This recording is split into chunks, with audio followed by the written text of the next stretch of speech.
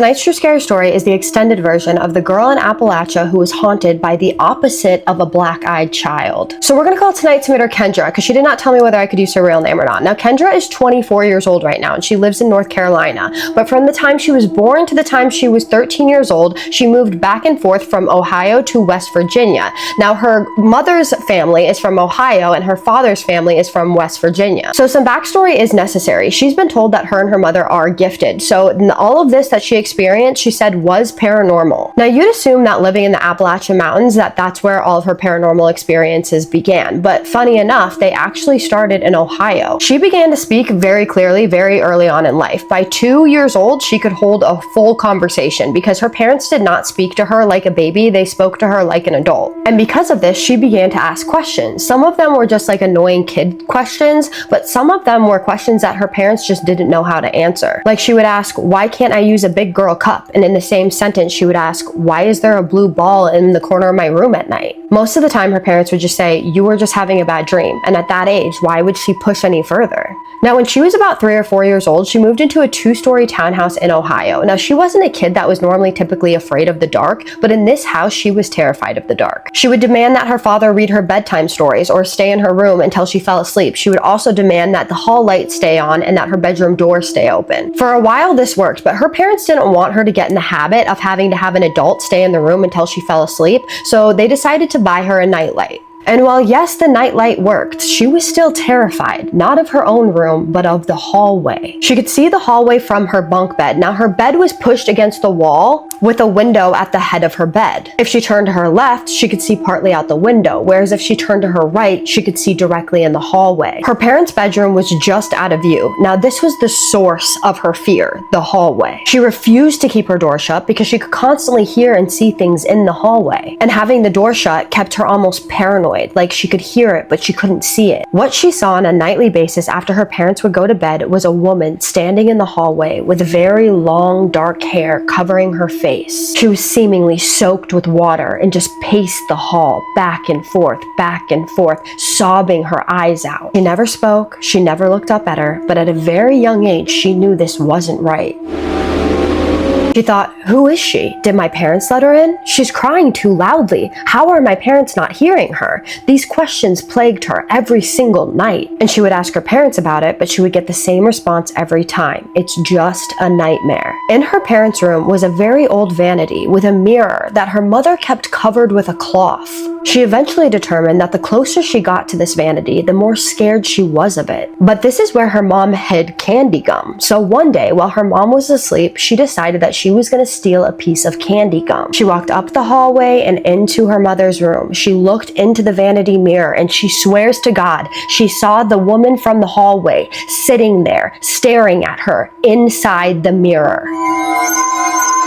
She started screaming and crying, quickly alerting her mother, who woke up and ran into the room, quickly throwing the blanket back over the mirror. After her mother fully covered the mirror with the blanket, she looks at her directly in the face and says, "Never go into my room alone again." The rest of her time there was a blur, but she does remember going to her grandparents' house often with her mother because her mother did not want to be in that house, and they were waiting to move. Later on in life, her mother actually independently told her that she had been seeing the same things that she saw as a child, and they scared her so much that she had her own father get rid of that vanity before they moved into their new house, because she realized that whatever this was probably attached to the vanity. And as soon as her mother's father got rid of that vanity, they never saw that woman again. Now that we've established what she went through as a very small child, being born asensitive and getting it from her mom, she can thoroughly say that none of this was in her imagination, especially the thing that plagued her for years. When she was 6 years old, they moved back to West Virginia for a second time. They lived 2 houses down from her grandparents' house. Despite still seeing random orbs and apparitions, which she had become accustomed to, not much happened. That is, until they moved to the house that was 2 houses down from her grandparents' house. That house was built in the 30s, and it showed from the super thin glass and the no central air or heat. Besides that, the people that lived there before them weren't just certified hoarders, but they left some very curious renovations in the house. The house was built into the side of a steep hill. It once had a back porch, but 4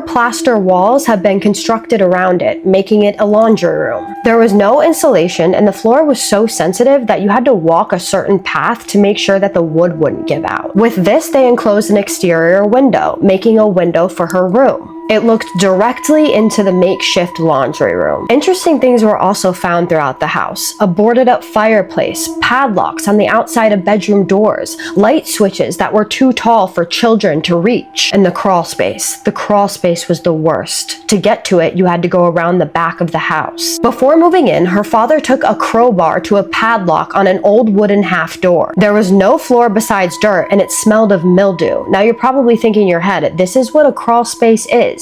And in fact, it is what a crawl space is. It was what was found inside the crawl space that was the last straw for her parents that made them end up calling the cops on the previous tenant. The past owner had too many kids, more kids than they could handle. They had 6 kids in the house, 2 parents and 2 grandparents, all living in this 2-bedroom hoarder house. And apparently they thought it was a good idea to make the crawl space a bedroom for their youngest son, who was 6 years old. When they opened it, they found a bare mattress, a desk, a few toys and crayons, and some sad drawings. But it is freezing in West Virginia in the wintertime, so there was a 6-year-old boy locked in there in freezing conditions. The dirt floor was on a slope. There was no power, and he was likely locked in there. As soon as her parents realized what they were looking at, they had her go to her grandparents' house to play, and they called the cops so that they could document all of this. But once they finally got the house livable, they moved in. Now the layout was odd. As soon as you walked in, to the left was her parents' bedroom, which had a closet. At some point, it was made into the smallest bathroom ever. To the right was a dining room, and if you walk past the dining room, there was a small room that used to be an office, because it was at some point a sunroom that was turned into an internal room, which is just giving me red flags in itself. And then there was more of the house, which I'm not going to go into the whole detail of what the house layout was, but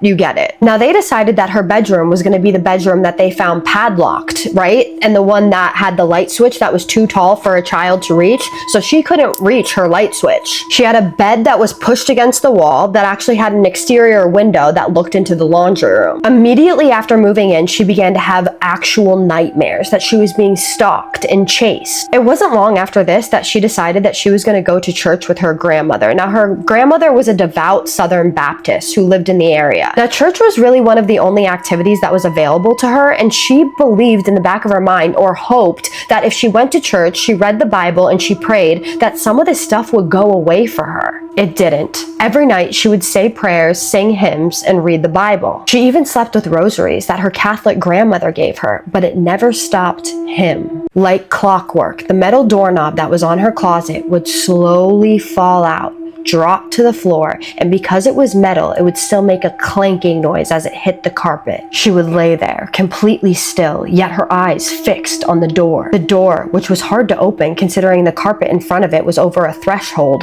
would open slowly.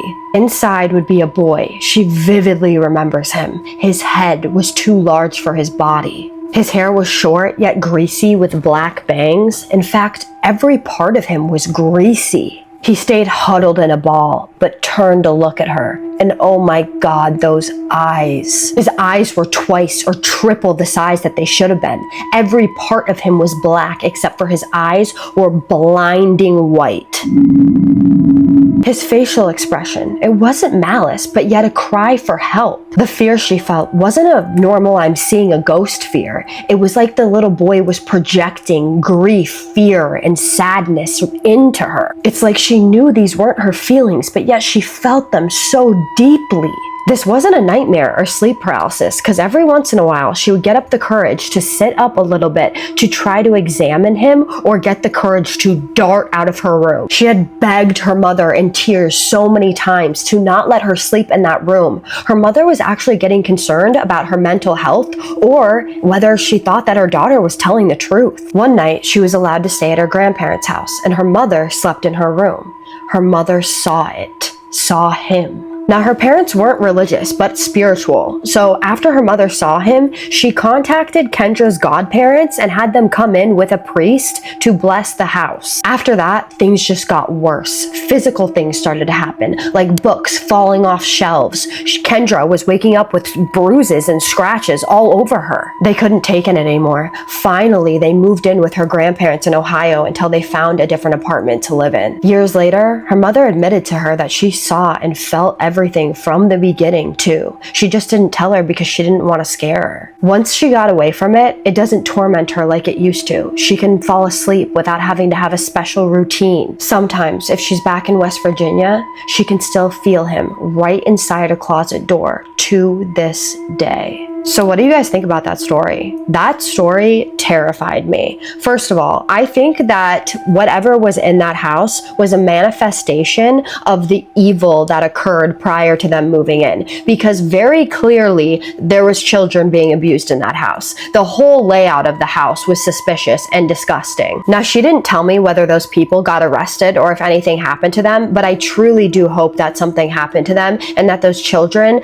found some way of getting out or found some relief in some way, shape, or form, because that absolutely tears my heart into a million pieces, knowing that a 6-year-old boy was stuck in that crawl space in freezing temperatures, in hot temperatures. Like, I can't even imagine. And those sad drawings, that's heartbreaking. I 100% think that there was some type of maybe evil that had manifested from what was going on, and that it was trying to scare her, and it was feeding her all the negative emotions that that little boy was feeling while he was in that crawl space. I don't know what you guys think, but drop your comments and all your thoughts below in the comments. Please, I would love to know what you guys think, and I'm sure she would too. Kendra, I am so sorry that this happened to you. I definitely believe that you have a gift 100%, especially if you're seeing entities everywhere, like vividly seeing them. And I sometimes think that, and I've mentioned this before in previous videos, that if you have a gift and you don't know how to like hone in on it, or you don't know how to control it, that it's very easy for evil to seep in and try to take advantage of the fact that you can see and scare the ever-loving out of you. I am so glad that you are in a better place now and that you are not dealing with that stuff anymore. And I hope that you have somehow learned to control your gift. With that being said, I am going to do my favorite part now, the shout outs. My first shout out is going to Samantha Mercer G8X. You left the sweetest comment underneath one of my videos. You said that you feel like we are best buds and I'm your favorite YouTuber. Girl, we are. I love you. Like, that means the absolute world to me that you feel that way. You have no idea how much that means to me, and I will always remember you for saying that. So thank you so much. Thank you for supporting me. Thank you for commenting. Thank you for being loving. Like, I can't even tell you how much I appreciate you, and I love you, and like, don't ever change, girl. My next one is going to Toya Calhoun 3363. You also left the sweetest comment ever, and I appreciate you so much. I'm so glad that you like my stories so much. That means the absolute world to me. You have no idea. Thank you for commenting. Thank you for liking. Thank you for being supportive and showing me love. You have no idea what that means to me. Truly, I would not have this channel without people like you, and your support and kind words mean the world to me. So again, don't ever change, girl. I love you. Thank you. And with that being said, my name is Kaisa, and I tell true scary stories on here every 3 nights that you guys submit to me. So if you're into that, hit that subscribe button so that you can get notified next time I tell a true scary story. And I just need you to do 3 things for me. And what are those? Keep sending me your scary stories. Have a safe night. And what's the third one? Say it with me. Have a spooky night. Love you guys. See you in the next one. Spooky kisses. Oh, and haunted hugs.